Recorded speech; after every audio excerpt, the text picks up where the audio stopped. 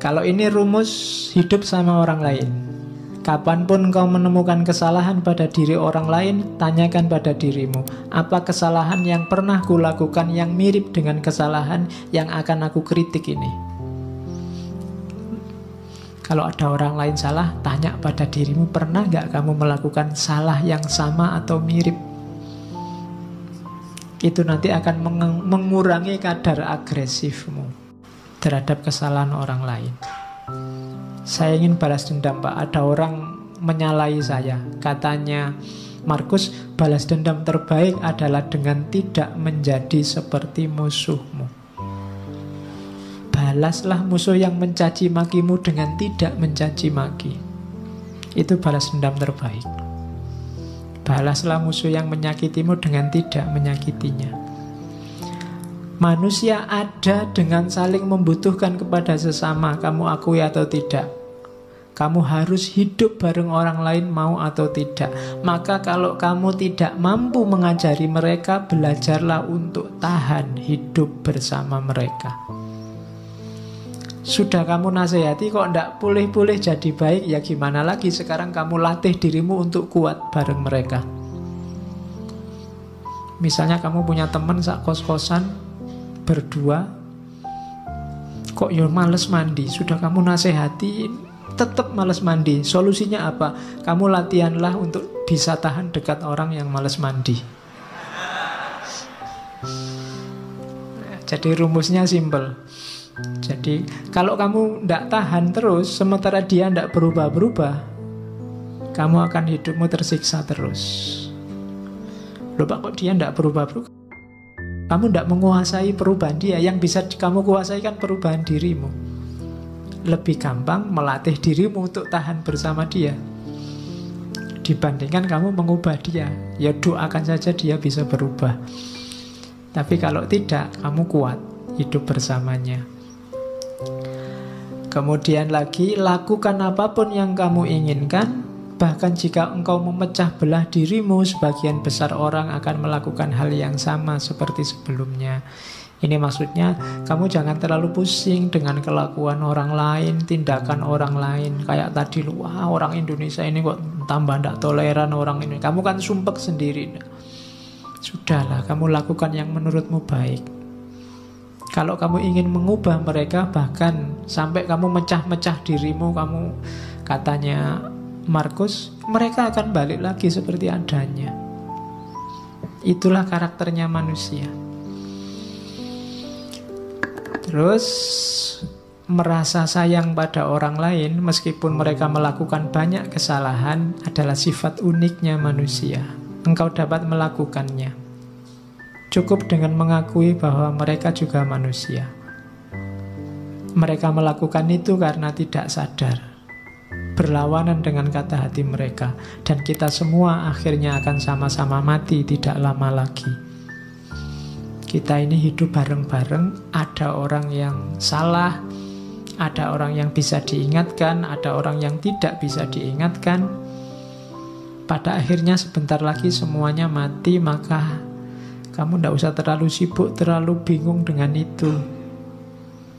Tidak masalah. Ingatlah, mereka tidak benar-benar menyakitimu, dan mereka tidak melenyapkan atau mengubahmu, melenyapkan kemampuanmu untuk milih. Hidupmu tetap bebas tanpa harus terikat oleh mereka, meskipun kamu hidup bersama mereka. If any man despise me, kalau ada orang menjahatiku, itu urusannya dia. Urusanku adalah tidak melakukan atau mengatakan sesuatu yang layak dicela. Jadi kalau ada orang jahat padamu, kalau ada orang menyakitimu, itu sebenarnya tidak ada urusan denganmu. Urusannya dia.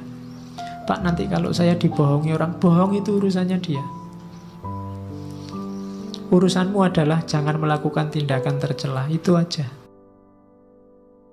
Kalau ini pendidikan diri, rumusnya pendidikan diri itu be tolerant with others and strict with yourself.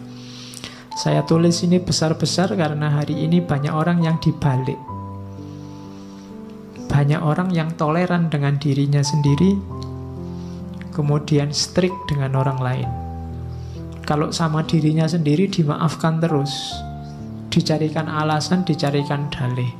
Tapi begitu sama orang lain, kakunya luar biasa. Orang lain tidak boleh keliru, tidak boleh minta maaf, tidak boleh.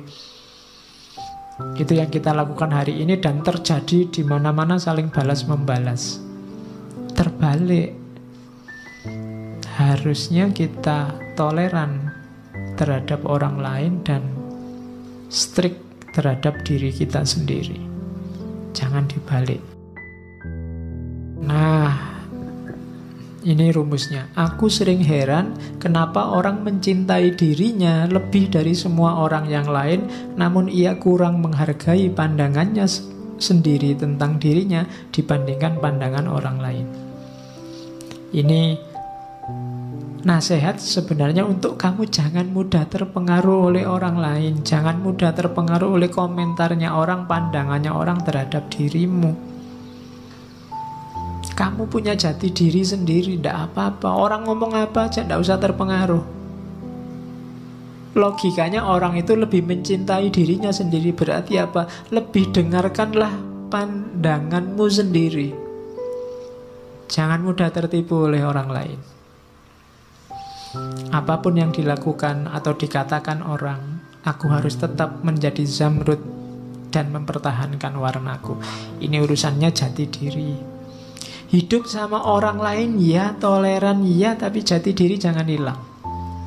Kamu punya identitas sendiri. Terus nasihatnya Markus, ya, awas ya, kamu jangan merendahkan dirimu sendiri.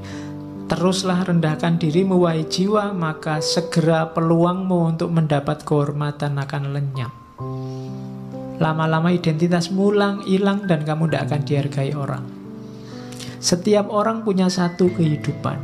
Milikmu sudah hampir habis gara-gara kamu singkirkan terus, kamu sisihkan terus identitasmu. Dan engkau tidak memperlakukan dirimu sendiri secara hormat, engkau malah mempercayakan kebahagiaanmu pada jiwa-jiwa yang lain. Ini tuntunan untuk kita tegas pada diri sendiri.